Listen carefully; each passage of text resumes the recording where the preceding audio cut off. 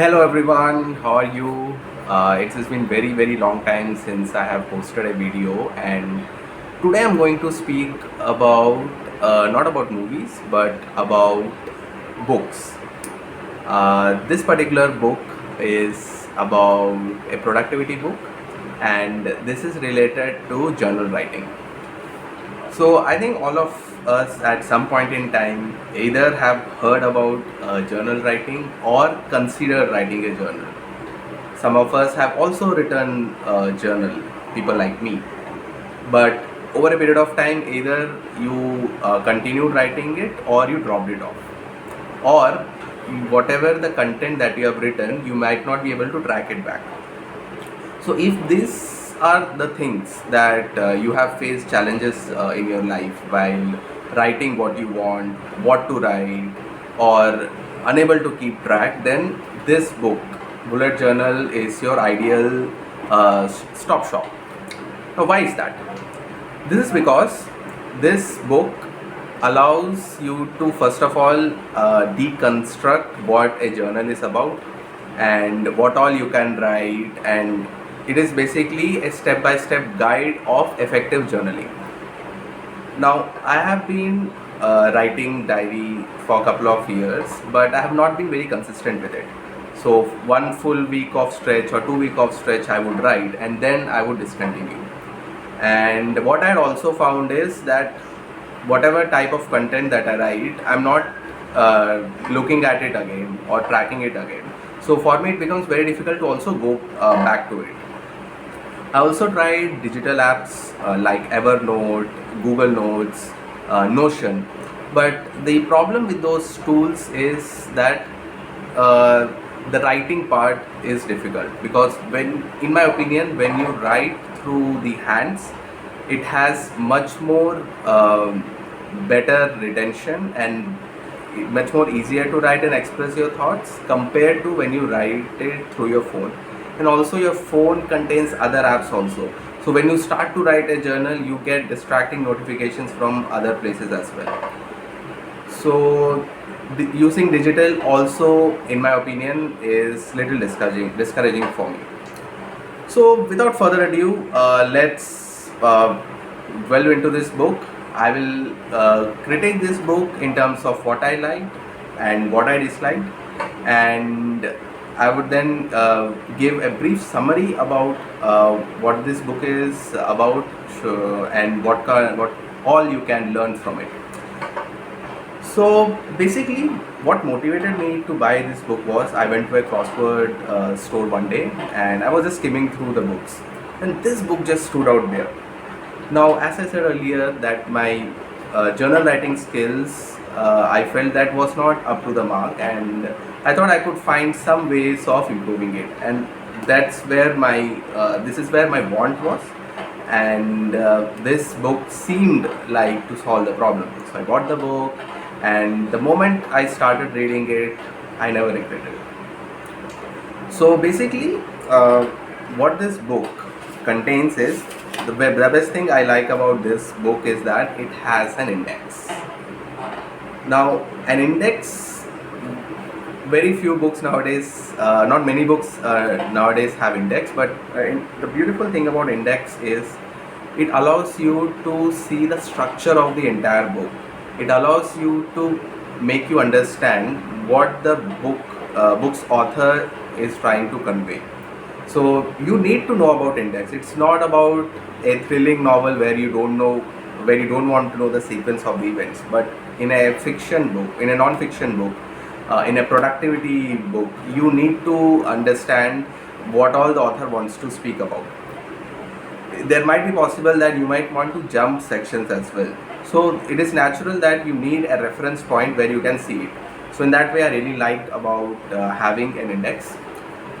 The second thing is the way the book is structured. So which again goes to the index. So the book is structured in a way, it's like there is a preparation part, there is the system, practice, the art, and the end. So what is preparation?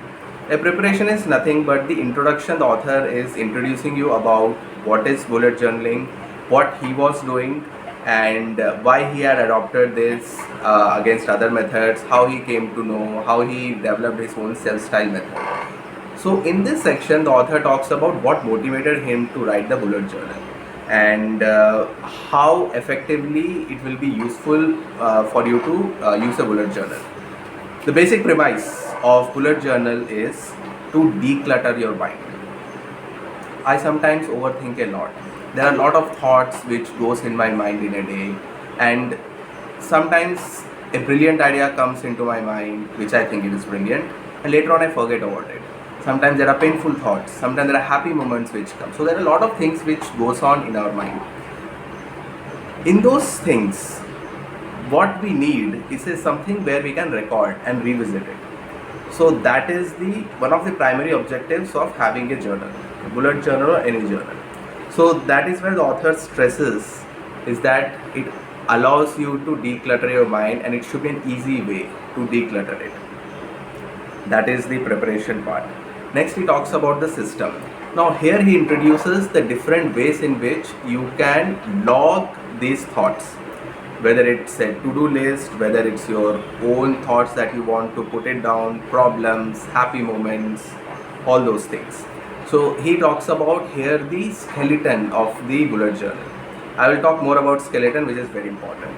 Third one is the practice, where how you can implement the systems which are mentioned in the theory into practice. It's a pretty straightforward thing. Then the art and the end is something about how you can build upon this structure and practice. So I will explain you in brief, in total, so that you don't have to read the entire book. If you don't want to read, you can just refer this summary, or if you want to go into depth, I would definitely recommend you to read this book. So let's start with the structure, which is the system. So bullet journal system is very simple. First of all, what are the prerequisites that you need to have in a bullet journal? You require a copy or a diary. That's it.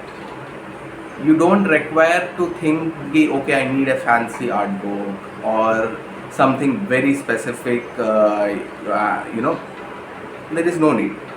If you want, it's okay, but it's not mandatory.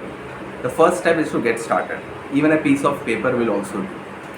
So what you require is get a writing copy, a writing board, and a pen. That is your first requirement to get going. Once you have got a piece of diary or even a paper, you first create a thing called as index.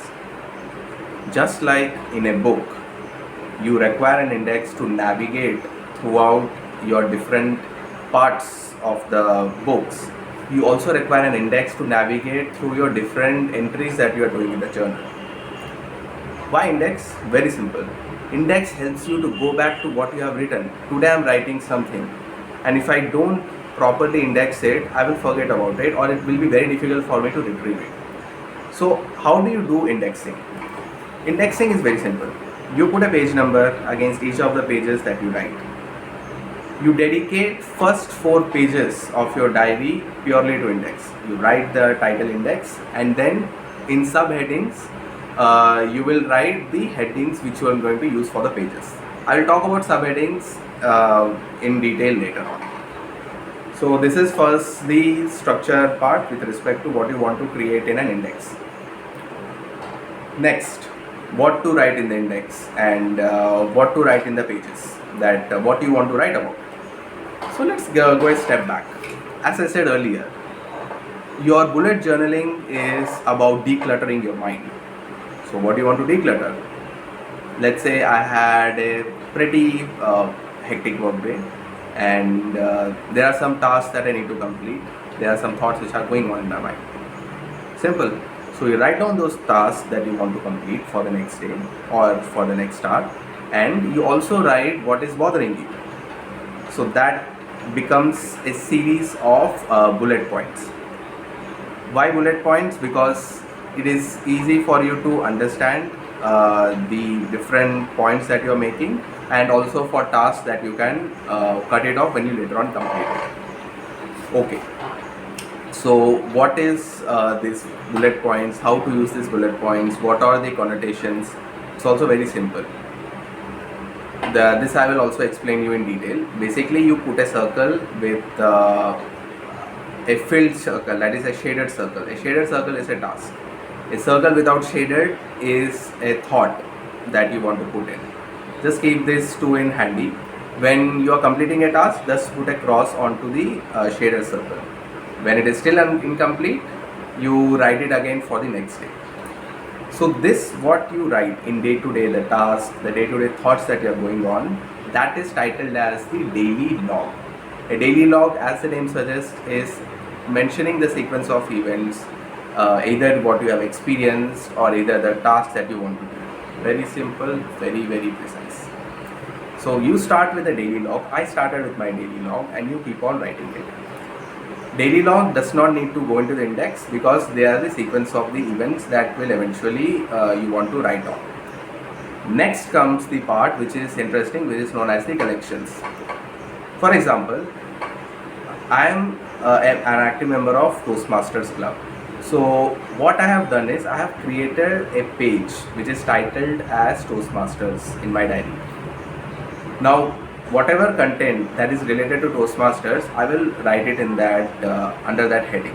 So for example, your second page contains Toastmasters. So you write all the points related to, for example, I had gone to a meeting, what I liked about the meeting, what I disliked, what I could improve in my speech, what in others I could improve, which I could see. So all those things related to Toastmasters will be listed down there. So that is where I will use the page number, and I will put the heading which is Toastmasters into the index. So whenever you are writing anything related to Toastmasters, just write the heading Toastmasters and the page number, and you continue it. You don't need to allocate 4 or 5 pages for that. You just allocate the first page, and then when you subsequently write it again, you just write over the heading and you write the page numbers in the index. This becomes a very easy reference point for you to come back.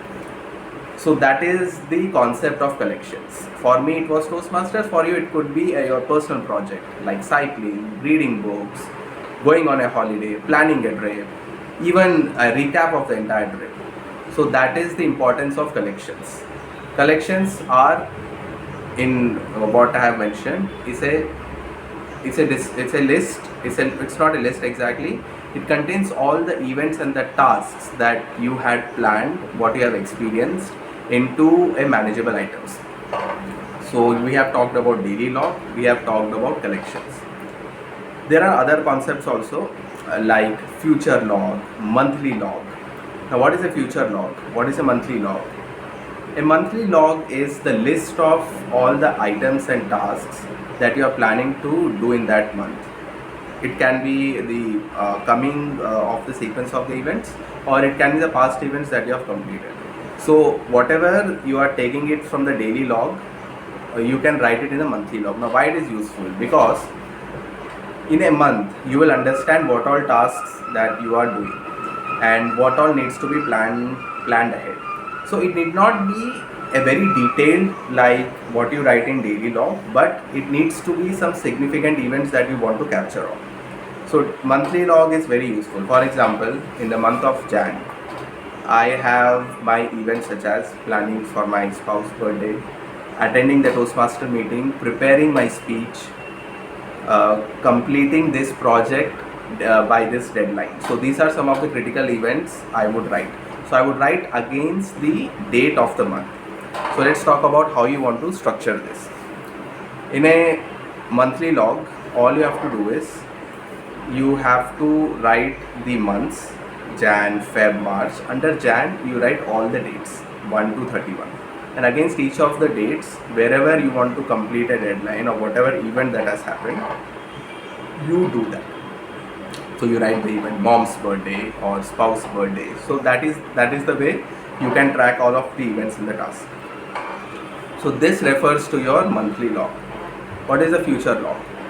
A future log, as the name suggests, is for the events which you want to do but which is beyond the current month. So what all the events you are planning to do in Feb, what all events you are planning to do in March, that you write in the future log. So future log is nothing but the next month's monthly log, that is in the Feb events what you want to do. You can also write separately for that. For now, I would suggest, if you are a beginner, if you don't want to write this, it's totally fine. You start with a daily log. You start with basic collections, and then you can continue with these logs. So this is an overall a very brief explanation of what the bullet journal is about. There are a lot more nuances and details into this. There are further items also you can build upon, but the basic structure is this only. Also, I would like to touch upon what other parts I liked about it. So the primary objective of this bullet journal is to help you write effectively. And I also liked authors' insights as to what type of content that you want to write. For example, your bullet journal must be more objective according to the author rather than subjective. For example, if you had a fight with your boss, you write, I had a fight with my boss, not your opinion. You may write your opinion in a separate collection, but writing objectively means that you will later on come to analyze that, okay, this is what has happened and how I reacted to it. So that according to the author is a more structured approach to decluttering your thoughts. In my opinion, while it is good to write objectively, it's also important how you felt, which also comes under objectivity, and also it can be subjective because different people handle the emotions in a different way. So that is about what you want to write. The second thing is, whenever you are learning something as per the author, you don't just write immediately. At the end of the session, whatever you have understood, you write it in small concise points. So that is why he refers to as bullets. So instead of writing in long paras, you divide it into sub points. Even if it has a big point, you write in sub points and you try to reduce the size of the point. In other words, he wants to make it as brief as possible. Now this is helpful if you want to reduce the thoughts that you are processing and you want to have as much precision as possible. Well, I agree with the author's notion, but I also disagree, because there are certain things that there are certain kinds of people who write a lot. So it can span up to multiple lines. So I feel that it is totally fine if you want to write the same thought in 4-5 lines or 2 lines. But however, what I have also observed is that if you are writing the same thought in 2 lines, which means that you are thinking much more about it and you are actually writing what is intended to be written. So that there the precision is more. So it's totally up to you. Over a period of time, you can master it. Then another thing which I liked in my personal journey of using bullet journal is, I'm able to track the new things which I'm doing, and I'm also understanding that which type of content I want to write, which type of content I'm not writing regularly. So I created a lot of collections which I thought I would track on, but not all the collections, just like Toastmasters or something about personal life, I'm not updating it regularly. So this had allowed me to understand which type of areas in my life I would like to capture more, which type I can regularly write it. So when you are creating a collection, don't get overwhelmed by creating all different types and then you think like, okay, I'm not able to track each and everything. It's perfectly fine. You can start with 2 and you can then expand on it. So for example, I created a collection for Toastmasters, and I created something called as Wandering Thoughts, whatever I think about daily. So I used to do that regularly, but now I am not tracking it. So what I have realized is, maybe this is something I can keep it as a background, or I can sequence this as a weekly event. So this is about creating collections, but you did not go into the details of okay, I'm not able to track this is not working for me. It is completely fine. Now the final part is the conclusion, and what all the art part, as I said earlier. So art part is nothing but the beautifying the bullet journal, and here the author is very frank. Some people like to beautify their journal. Some people like that aesthetics part to come out to motivate them. I'm not an aesthetics guy. For me, functionality is more important, which also the author also stresses fact. So design is good, beautifying your journal is very good, using different sets of color pens is also good, but it should not compromise the objective and the functionality for it. So for example, if you want to capture your thoughts, the design should not hinder it, or the design should not stop you from doing it. So in my opinion, make it as easy as possible to record your thoughts, and later on you can build it once you have established that habit of writing regularly. My handwriting is not good. I don't use different types of colored pens. I simply jot down. I simply use my diary and I jot down the points. It is legible to me. I think that is more important. So this is the way the book is entirely structured, and this is the way I have used the learnings from the book. So I can also briefly show you as in what I have written in my own index. Pardon for the writing. I will also show you the different screenshots that the author has used, how to create the collections. I can just show you in the pictures. So yes, this is my review about the bullet journal, how I have used it, and I really feel that this book is a must read for anyone who aspires to write, to declutter their mind, to plan their life. So more about it, I will write it, more detailed review, I will write it in the next series. If you like it, please give a like, please give a thumbs up. So thank you, this is Tata Subramanian signing off, bye bye.